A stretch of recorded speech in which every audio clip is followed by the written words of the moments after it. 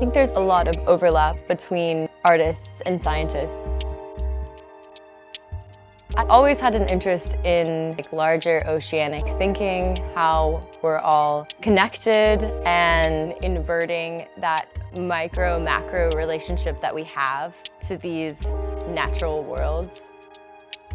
Coral is quite an amazing creature. All of these tiny individual coral polyps make up this larger ecosystem that works together. Much of my larger architectural sculpture is based off of forms in nature. The coral polyp, it's usually the size of an ant, and then inverting it to a scale of 16 by 20 and dwarfing the human. I'm taking that ontology between human and nature, displacing that hierarchy, while also recognizing the collective nature of our existence.